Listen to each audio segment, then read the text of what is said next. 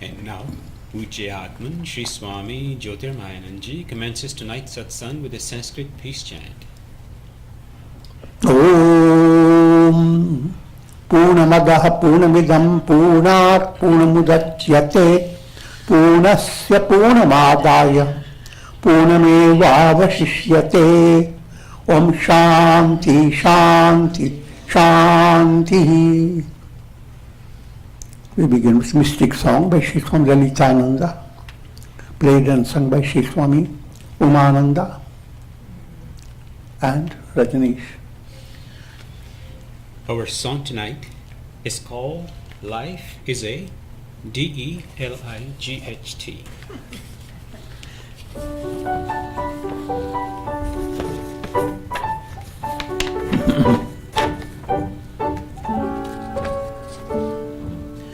One day a sage told me life is a delight, DELIGHT.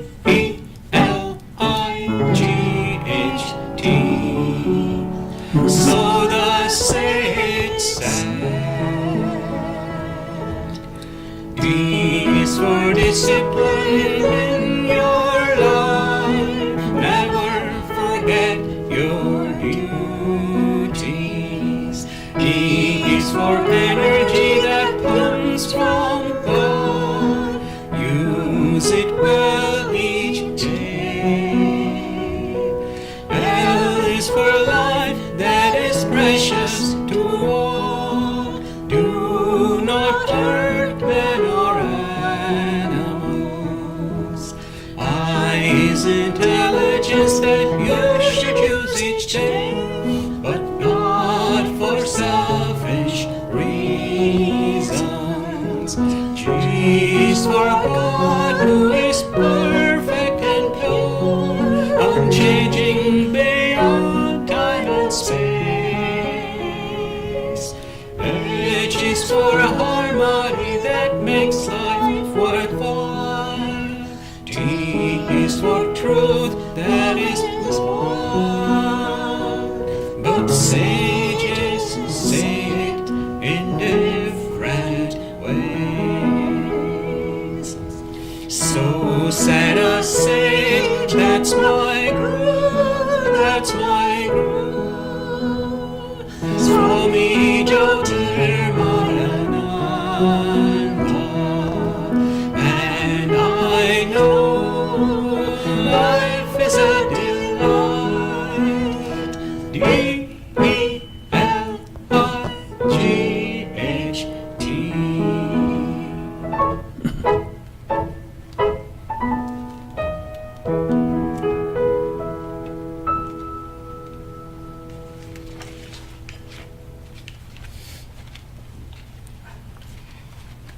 We are recording from the ashram of our revered Guru, Pujya Atman Sri Swami Jyotirmayananda in Miami, Florida. Today is August the 16th, 2020, Sunday evening, and tonight Swamiji will be lecturing on Srimad Bhagavad Gita. This is series 2018, class number 88. And now Pujya Atman Sri Swami Jyotirmayananda. Om Vasudeva Sutam Devam Kansa Chanuramardanam Devaki Paramanandam Krishnam Bande Jagadgurum. Om.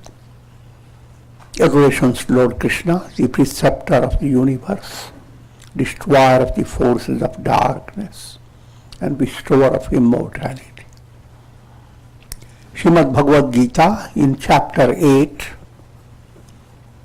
entitled Akshara Brahma Yoga, the yoga of imperishable Brahman. And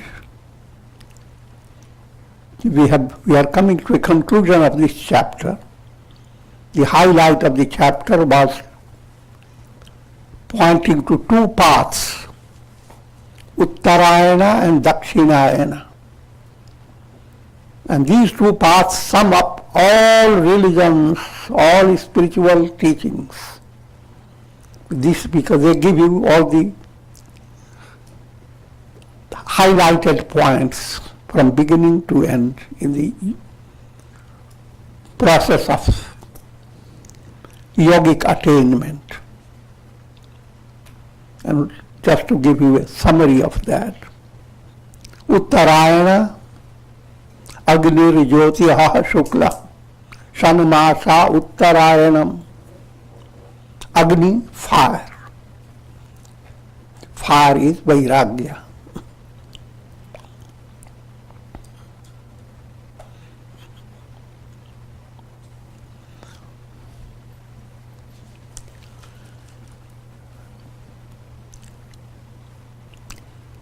Jyoti is Vivek, Jyoti is light. I'm just thinking of some humor about it. It's just like two terms we are using these days. Self-isolation, social distancing.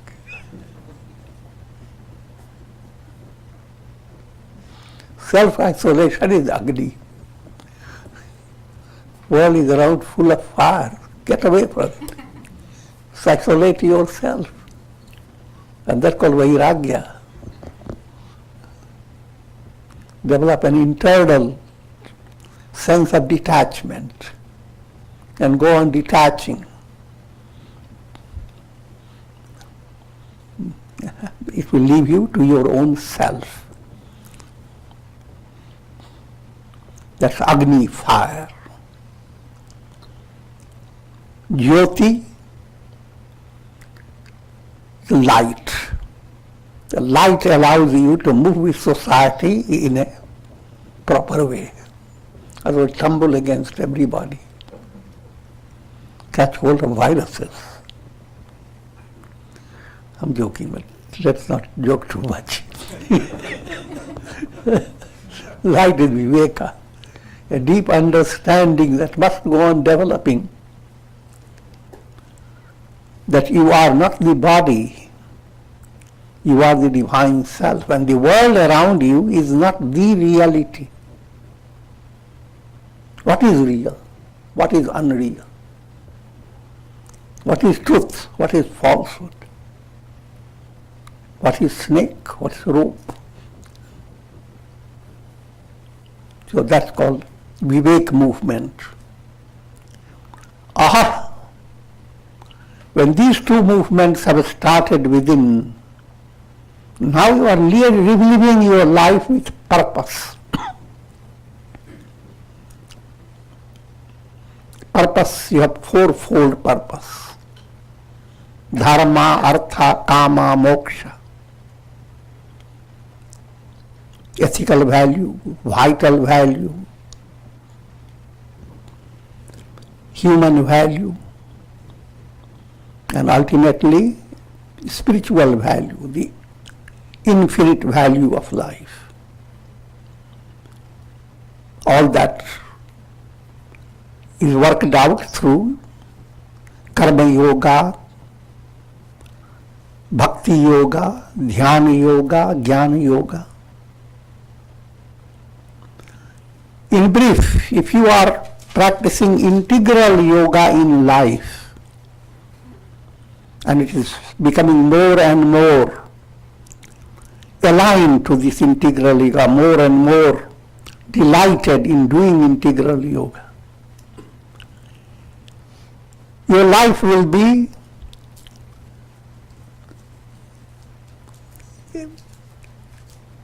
joyous, delightful. You will not feel the pressure of time, no longer how long it takes. You are living with purpose. This we have described before, how one of the devotees, Narada, brings the news that you will not have God's darshan until all those leaves fall down from the tree. But you will have. Only until those leaves are there, you will not have it. But the devotee started dancing.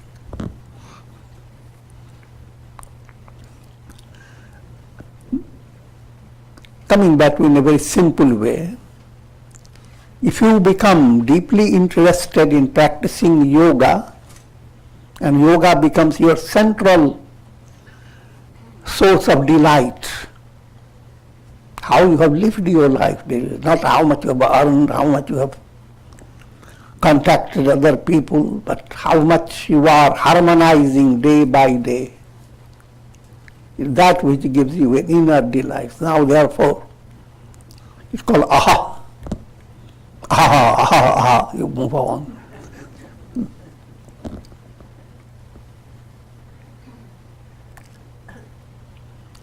The other movement called ah, ah.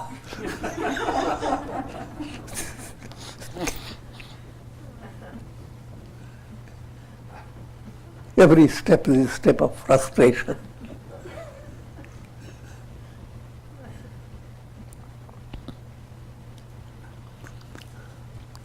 And then after these three, Shukla, your heart now opens up. How beautifully, just like the moon begins to wax in the blue, vast blue, clear blue sky. That type of experience awaits everyone, because that's your real spiritual health.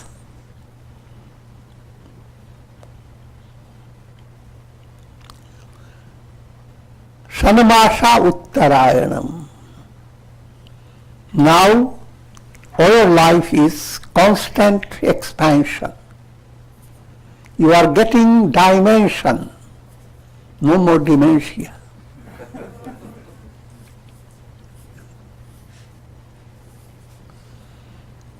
Dimension that you could not imagine.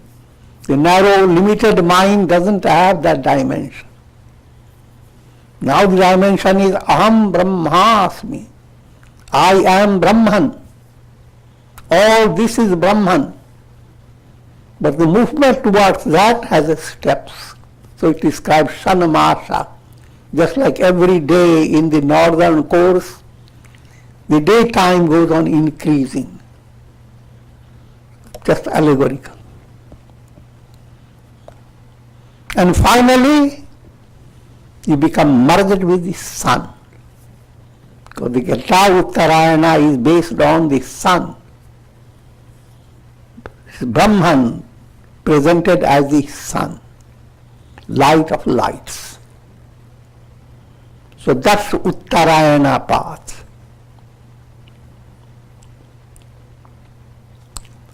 Dakshinayana, the path that leads you to the moon. But this moon context here is different. In Shukla Paksha, the moon waxes. That moon is pure joy. Dakshinayana, you end up with the moon, implying instead of sun has its own light, moon has borrowed light.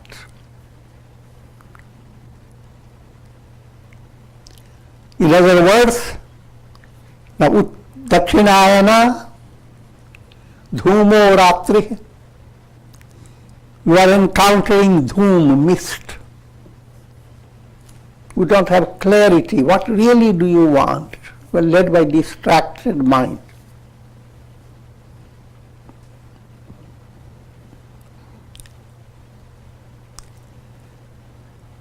And so you are going through smoke.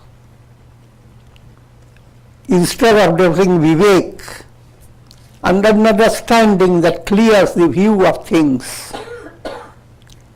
you are developing as if you are facing increasing darkness, ratri. Night is becoming qualified by dense darkness. And instead of now you are facing complete darkness around you. Sadamasha Dakshinayanam. Whatever extension, possibility of extension you had, possibility of dimension. I'm using words in an allegorical way. Now, what I'm implying, your consciousness becomes so cramped that all that you think is in the terms of what your ego guides you. Certain things you remember from the past, certain things are worrying you in the present, some certain things you are expecting to happen in future. And then while you have all this, the news dumps you something else. Hurricane is coming.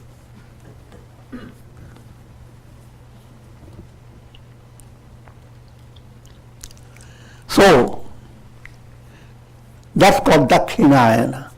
Now, increasing lack of dimension until you become completely demented.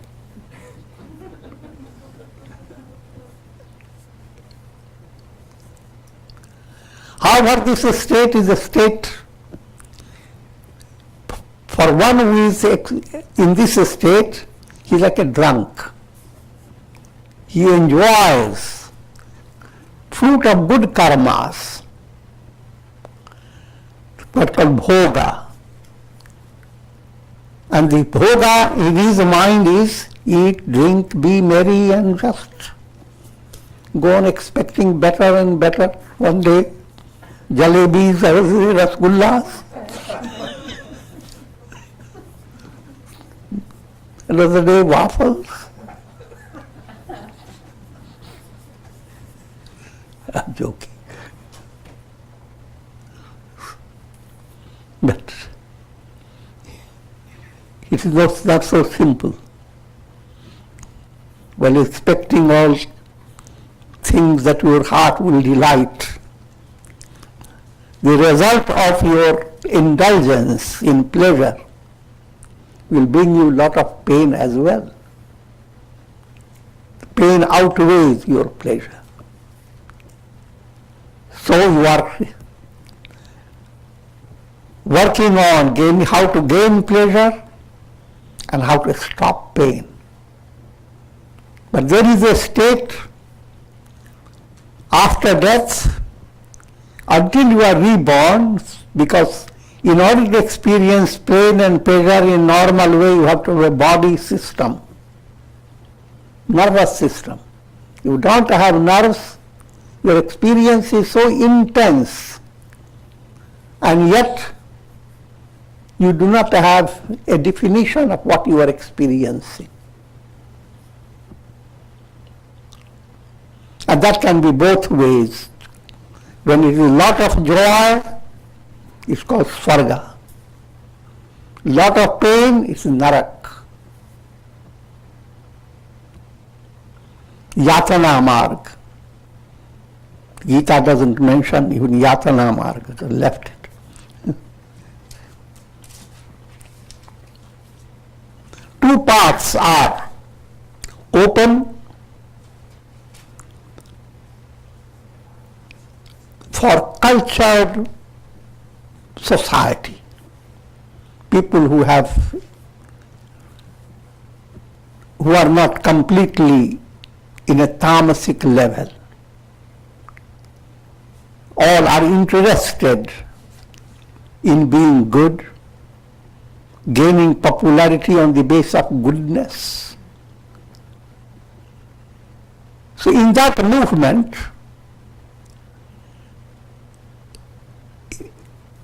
when virtuous karmas increase, your choice develops how to choose between Preya and Shreya. Preya is only that which is apparently pleasant. Shreya is your actual divine attainment goal.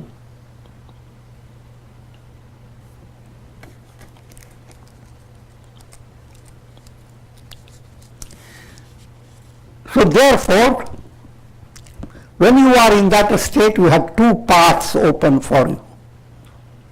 If you have not attained proper qualification, then you are going to Chandraloka, Swarga, Bhoga. Having exhausted Bhoga, you are born again. And that has gone on happening again and again. Swarga, therefore, is not the answer to your problem. Moksha is the goal. That moksha is already described to you in the form of Uttarayana, the path of light. Uttarayana is also known as path of light.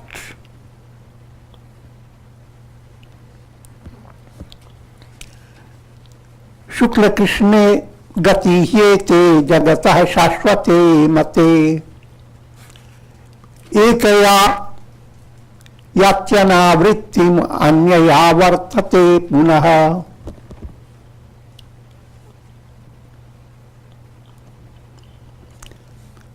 These two paths, path of light and path of smoke,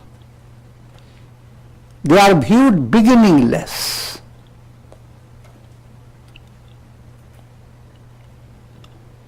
Following the path of light, one does not return, while following the path of smoke, one does return. The point I have explained. By return, you are coming back into the cycle of birth and death, Bhava Chakra, doing virtuous karmas mixed with negative karmas, sinful karmas, opening the experiences for heaven and hell. When heaven experience becomes more in quantity, if heaven experience is 80%, then it is described you go to Swarga. And if a hellish experience becomes 80%, then it is said you are gone to Naraka. Both experiences in scriptures are after your death. Between the death, after death you are coming back to incarnation until you get back to embodiment. Your experience is intense, either of great pleasure or of intense pain. But you do not have to exercise your mind on what will happen after death. Even in your daily life, you are experiencing a little touch of Swarga, a little touch of Naraka. Naraka knows better to touch.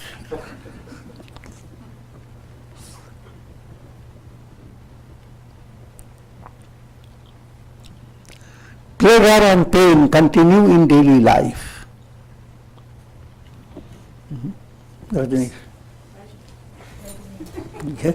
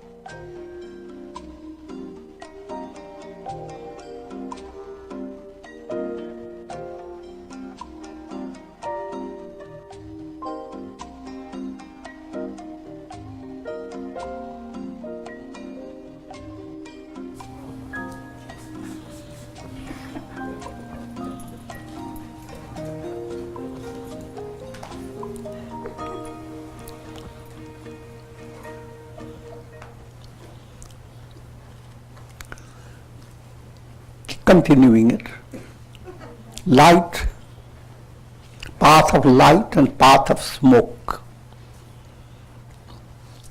Path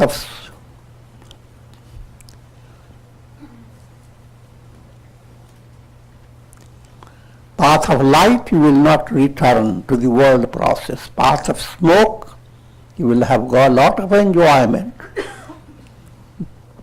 but your enjoyable trip will end.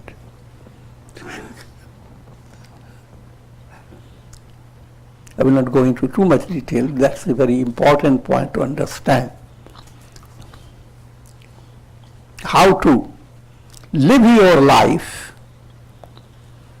with and end up your life with a mind that is well embellished by Uttarayana movement. If it is completely embellished, the question of what will happen after death doesn't arise. It already happened while you are living. You died.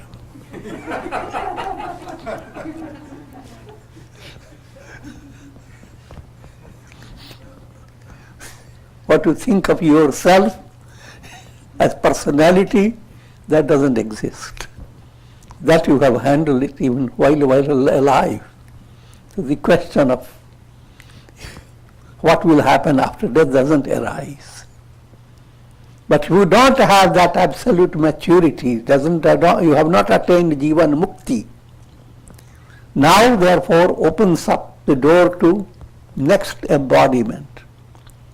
But if your preparation, qualification is very advanced, you don't have to be born. At the time of death, your whole mental set will be totally different from the other people. Try to understand. You don't have to think of the highest goal. People who have lived a life very uncultured, lot of jealousy, lot of hate, lot of cheating, lot of vulturous works. At the time of death, the whole mental set is so dark and confused. But if you have been doing virtuous deeds, you find mental set at the time of death. Mental set, you don't have to wait for the time of death. It's already, my mind is always, puts everything in order. That order again is under demoniac, under the power of overpowering aspect of lower self. The lower self puts the ducks together in a different way. Higher self puts the order in a different way. The order and disorder goes on occurring in your mind, led by higher self, lower self.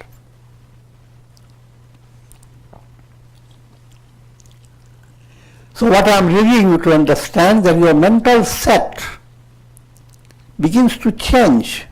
You don't have to wait until death. But then, that's life. Death has to come led by karma. Every body lives on the basis of karma. karma ends, your body has to terminate. But no matter how accidentally or quickly or slowly your body decays, the mind will not go on holding to negative things. Mind will go on holding to something positive. That's why you see in the bhajans of Kabira, etc., he describes death like a bride going to meet a bridegroom. Ghungat ke pat. Give up confinement of the body. You are being led to be free to meet the beloved. So that type of mindset is promoted when you are living a very ideal life. So, in other words, no matter whenever death comes, that's what happens to your inner personality. Inner personality inner soul is no longer looking for fruit of karma. Your soul is moving towards discovering I am that. Aham Brahmasmi.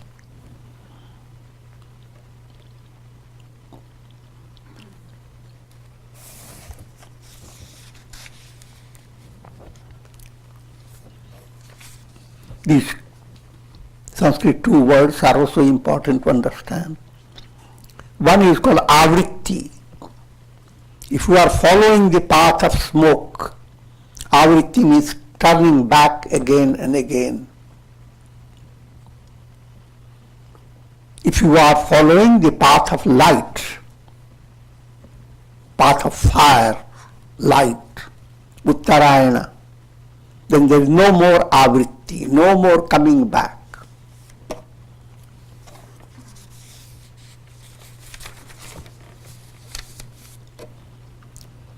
Naite sriti parth janan yogi muhyati kaschana tasmat sarveshu kaleshu yoga yukto bhav Arjuna. Let me get rid of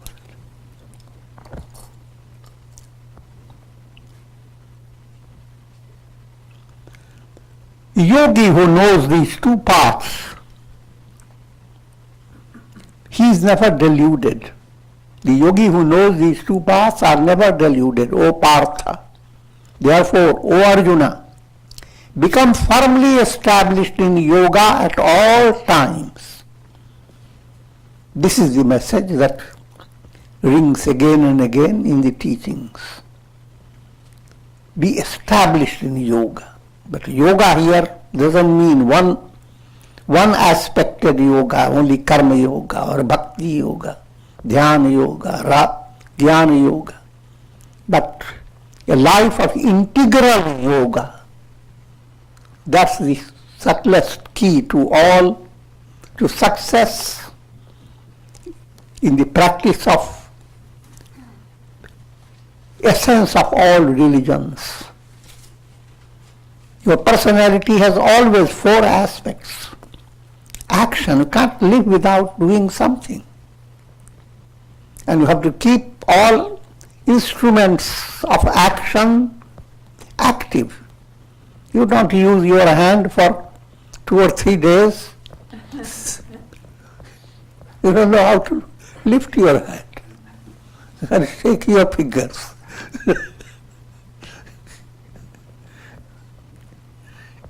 If you don't think, your mind will begin to develop a dementia type of aspect.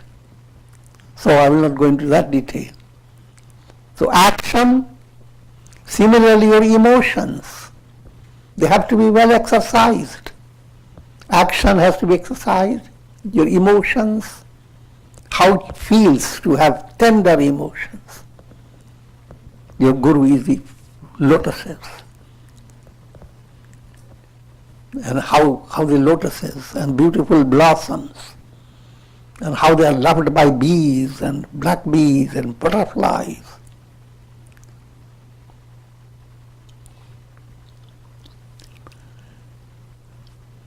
So that aspect is called Bhakti Yoga. Dhyana Yoga, always there is a need for your willpower. If you don't have a steadiness in your mind, you will live constantly with a sense of a doubting state, shaking state. At every state we say, am I doing wrong? Am I doing right? Who cares?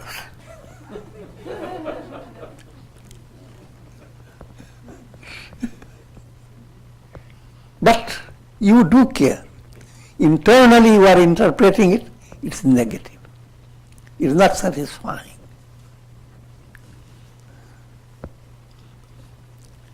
So that is corrected by practice of dhyana.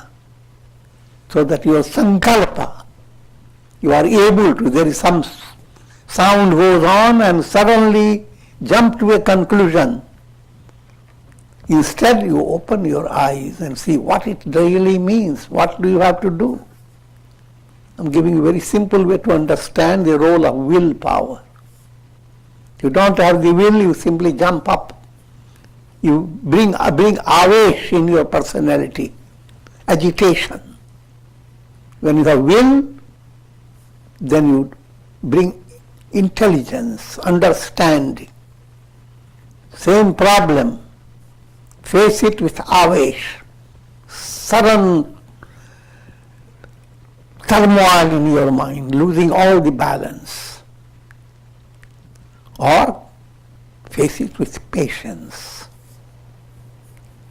So that type of strength comes by daily practice of japa, prayer, meditation, or many aspects of practices called yoga nidra, whatever you call it.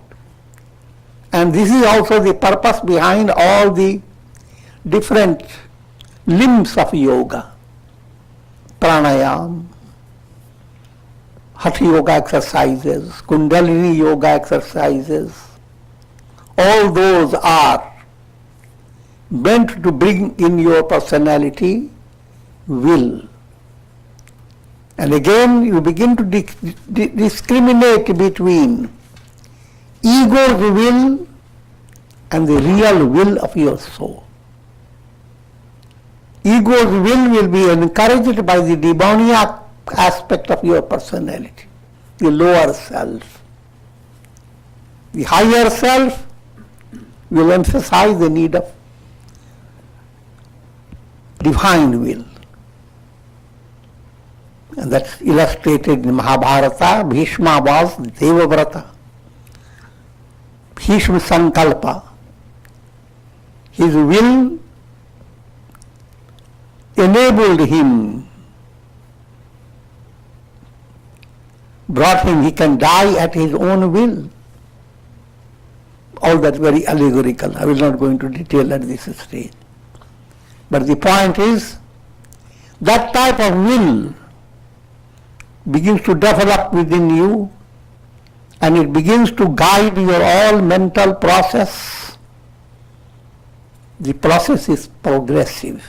It doesn't happen all at once, but progressively you move towards that will, that you are not going to stay on with relative pleasures of the world or illusory pleasures. You are bound to attain the goal. Aham Brahmasmi, that is your goal and that's your will. Then it is Sat Sankalpa. Your Sankalpa has become, it resonates with truth.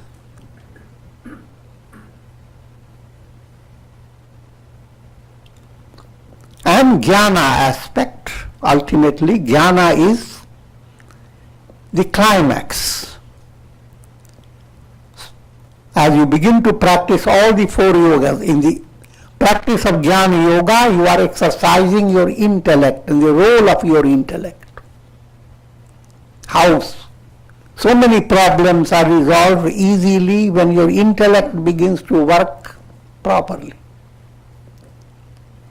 But the same intellect that goes on solving very ordinary problems and is not able to solve completely, that means staying in intellectual level. Now Jnana Yoga promotes that intellect to become intuitional.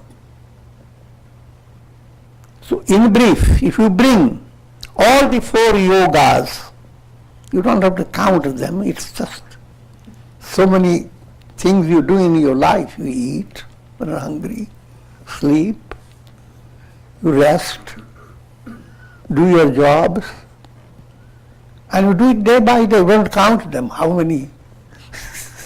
They are all natural. So when you study karma yoga, etc., people start developing a mathematical. Oh, I will give 1 hour to karma yoga. Another hour I will give to bhakti yoga. Another Raj yoga. Oh, Jnana yoga. Too much.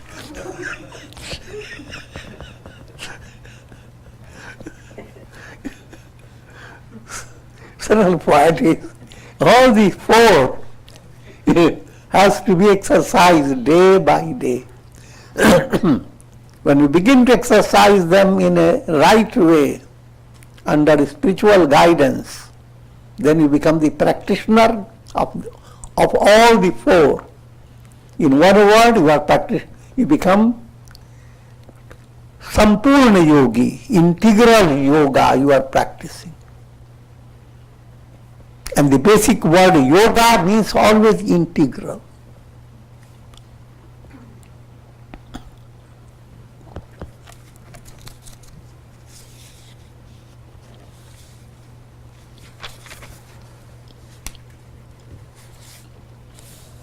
"28th verse. Vedeshu yajneshu tapassu chaiva daneshu yat punya phalam pradishtam atyeti tat sarvamidam viditva yogi param sthanam upaiti chadhyam."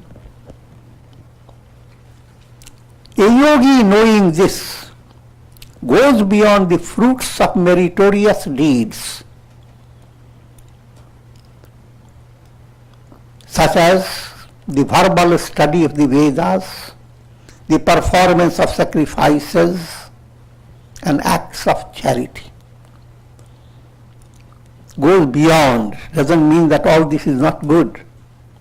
They are good, but not with the aim of coming back into the world.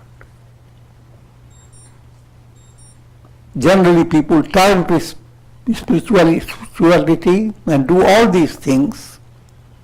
You begin to read various stotras, you pray and offer those stotras, and go on and on. The Vedas open the door to a lot of study. And also you are inspired to do different good karmas, called meritorious deeds, with the expectation that your future will be wonderful. Your dreams for the future will become fulfilled in a divine way. And also you do various deeds of sacrifice and charity. All these what are known as good deeds and religious deeds.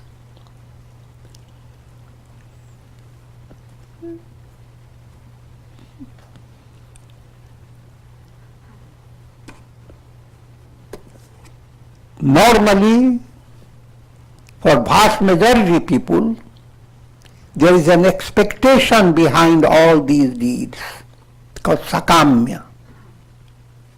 As long as there is expectation, you are following dhumra marga, the path of smoke. And that will keep you bonded with the world. It will come back in the world again and again.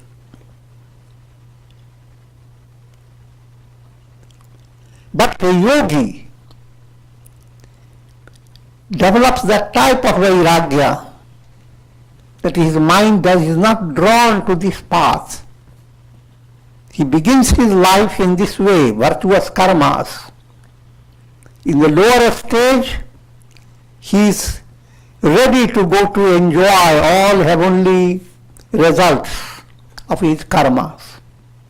But if he continues to perform his yoga, if you continue with your integral yoga, automatically your insight moves away from choosing the paths to Sarga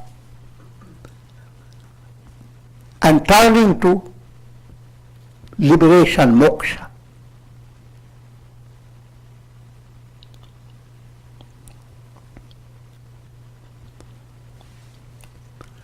Sanskrit way of saying, phala sapeksha sadhana. Sadhana is being done with the expectation of fruit. Phala nirapeksha sadhana. Sadhana is done without expectation of any fruit. All that you want is yourself, that's all. No root, no fruit. Who am I? Discover your identity, nothing else. All else is illusions. Come to realize in your dream, all this is a dream. Then all that you want is to wake up. As long as you want to dream, it is sakamya. You want to wake up, nishkamya.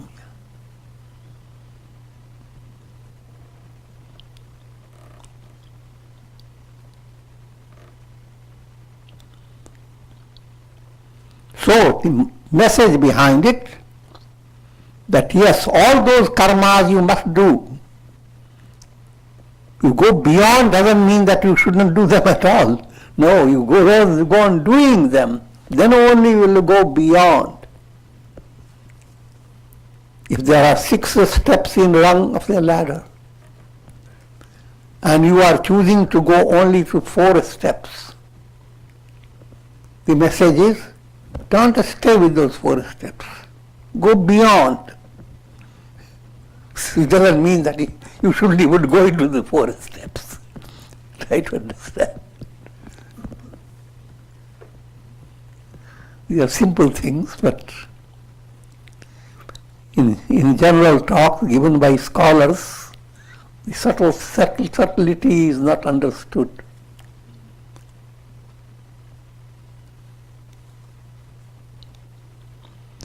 And with this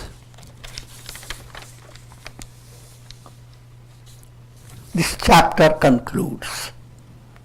Om Tatsaditi Srimad Bhagavad Gita Upanishatsu Brahma Vidyayam Yoga Shastre Shri Krishna Arjuna Samvade Jnana Vijnana Yogo Nama Saptamodhyayah. Or rather it was Akshar Brahma. Akshar Brahma Yogo Nama. Ashtamodhyaya.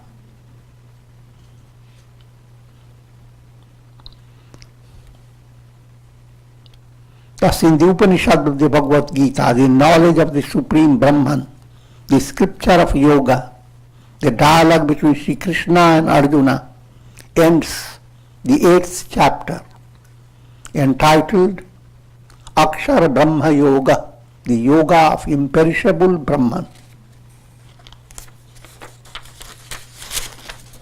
And now we are entering into 9th chapter.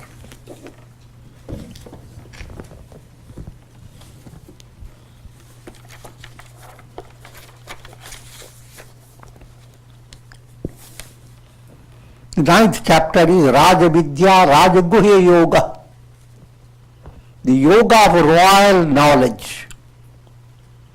Royal because now if this type of knowledge you are pursuing, it will win. It's royal, old style power of king.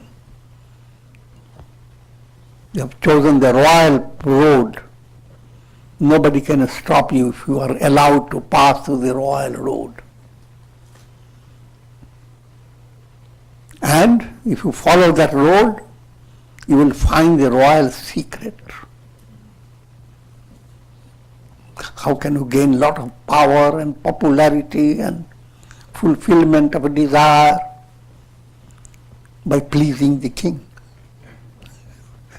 I'm joking.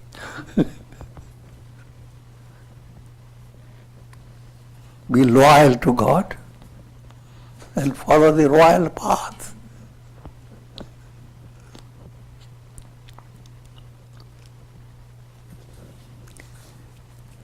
Shri Bhagavan Uvacha Idam tutte guhyatamam pravakshamyanasuyaye vishyuyave jnanam vijnana sahitam yajgatva mokshase shubhat.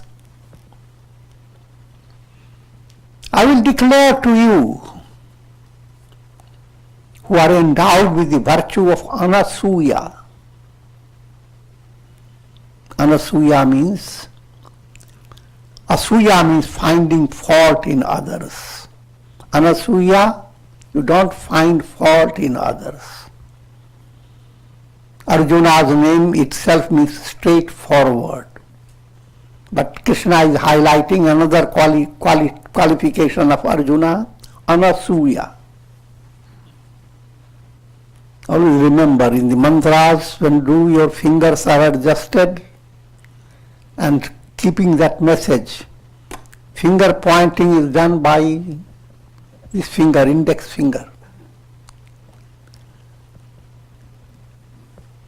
Now, that finger pointing is controlled. When you start doing mantra, finger pointing, index finger remains relaxed. Other fingers get involved in japa. Why? You are being pointed out, no more finger pointing. That keeps that finger out. That quality is called anasuya. Because you can go on seeing defects of others and your mind can be completely so involved that your finger is not pointing to yourself. So ultimate goal is reached, the finger points to yourself. In the beginning you may find things are not so joyous within yourself, but ultimately allow that finger. Cut the nails.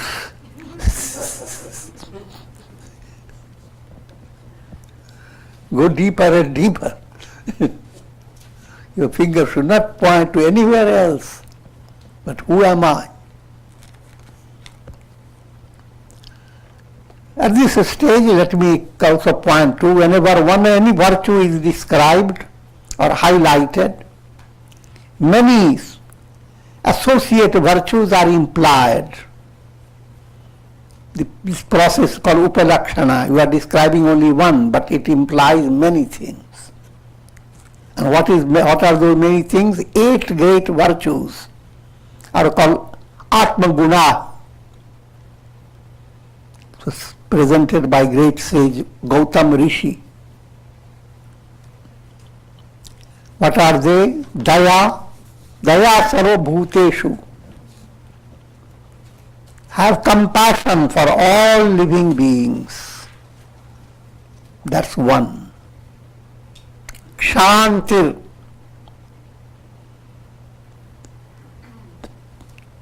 Practice of Kshama. Literal translation, forbearance. But it is not ordinary Kshama. The mind is brought to such purity that the question of forgiving does not arise in the mind. When you see something negative and hold on to your mind that this person is wicked, so much wickedness he has practiced. What can I do? Kshama. That's not Shanti. But look at it different way. Oh, this person has such potentiality, has so much energy, so much he should be guided.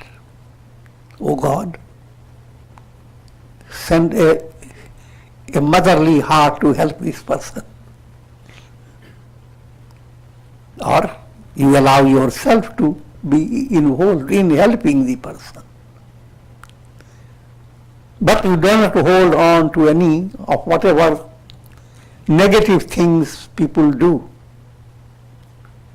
towards you or towards others. Cure is needed, not highlighting the disease. Because anyone who does negative things is a patient. You have to think of the cure. So that type of development called Shanti.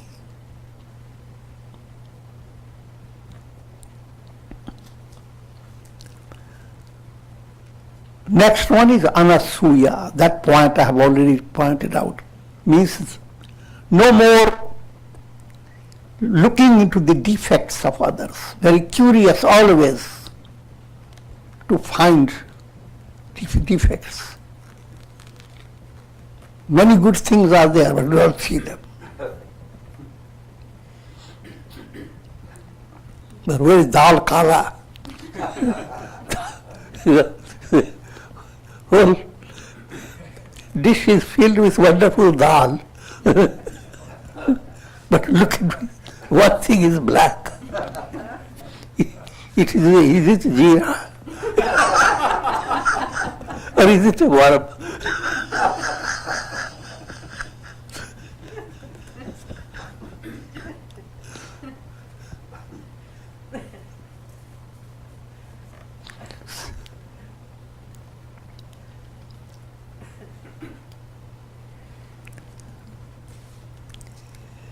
Next point called Shaucham, purity. Manasa, vacha, karmana, be free of kama, krodha, lobha, all these perverted desires, anger, hate, etc., all that. The more you keep purified, that's called Shaucham, which has two aspects, physical and mental. Next quality called anayaso. Literal meaning of anayaso is spontaneous. In other words, be subtle, simple, not complex, holding on one thing in one hand, one thing in another.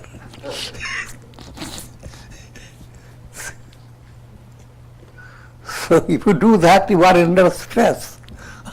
How to hide the other one hand and open the other one. I'm joking, to make it simple to understand. So when you are not doing things in a open-hearted, in a nice, in a straightforward manner, then you are constantly putting yourself under stress. Being straightforward is spontaneous. You don't have to figure out how can I smile and how can it's spontaneous.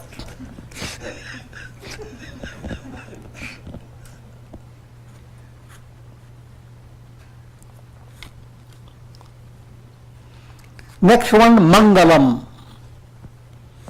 The term is auspicious. Be always present your influence on others as well as on your own self as a indication for something good is coming. Something positive, simple way of saying positive minded.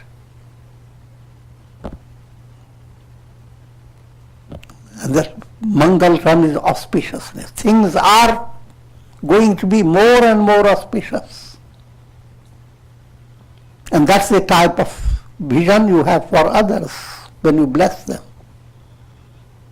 And of course it is directly for your own self. No matter how you are, what's awaiting you is a spiritual progress. Mangalam. karpanyam, no more miserliness, holding on to things to such an extent that what you hold on, you don't even use them.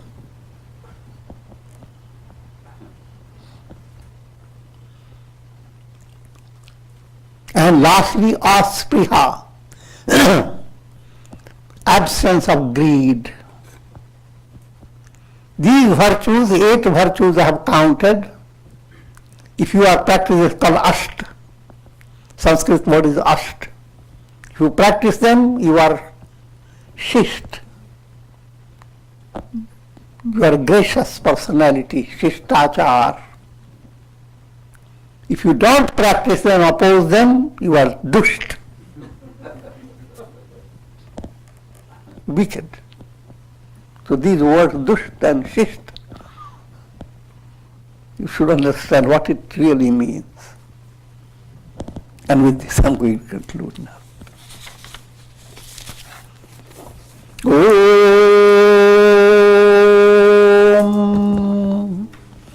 Om Shri Krishnaya Namah. Om Shri Krishnaya Namah. Om Namo Bhagavate Vasudevaya. Om Namo Bhagavate Vasudevaya. Om.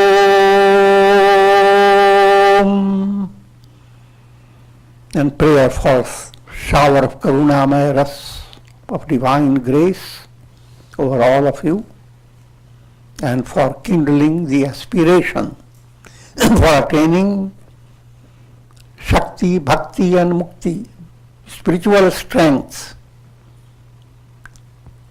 devotion to God, and becoming liberated. Revelation, I am that.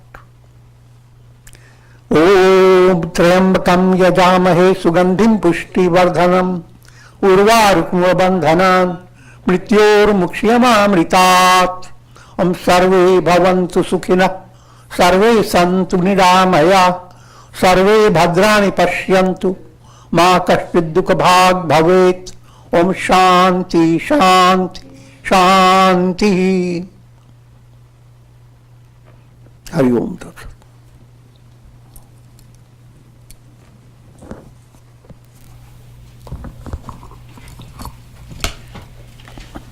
Please raise your hand if you have a question.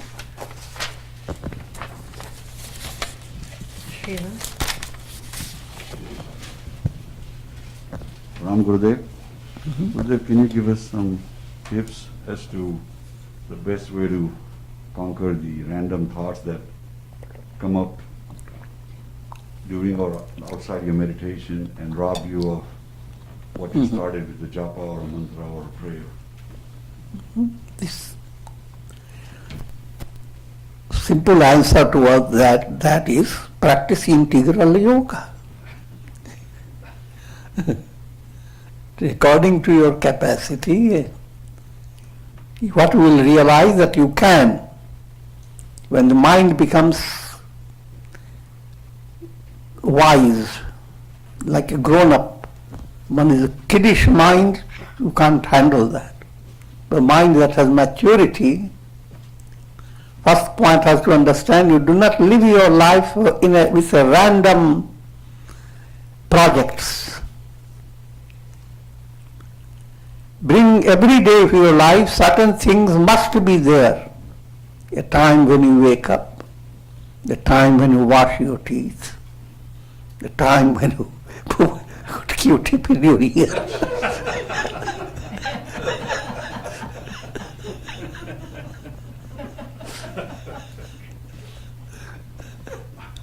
Joking, but I follow a routine. You can't ignore washing your eyes, doing certain things that daily you need, from sleep time, rest time, work time.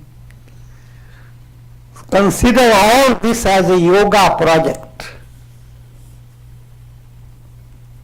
and bring that bhavana even while you are attending on yourself.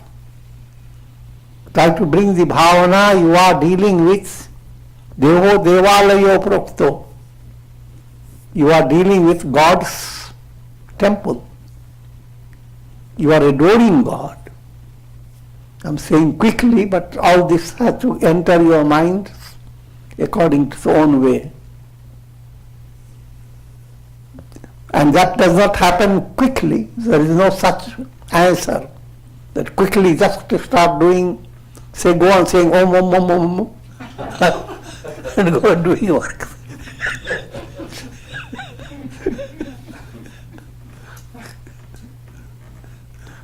You try that also, there is no harm. Do your japa and do. But try to learn by your own experience how can simplify your different things needed in daily life in such a way that your mind opens up to inspiration, good thoughts, and doing things that your heart delights. And the delight should be in line with jnana yajna. How can you be helpful to others in a profound way, not in a worldly way? And in that, discovering that the more you are able to do good to others, goodness begins to develop more and more within you. You can't become absolute good in 2 or 3 days. The project must continue day by day. Be good, do good, allow your life to follow in a rhythm, not too much in disorder or turmoil. If you go a little distracted, try to come back as quickly as you can. If this process goes on, must realize you are being guided by God. The whole entire movement of yours is based on your instinct to attain God realization, self-realization. Because deep down you are self.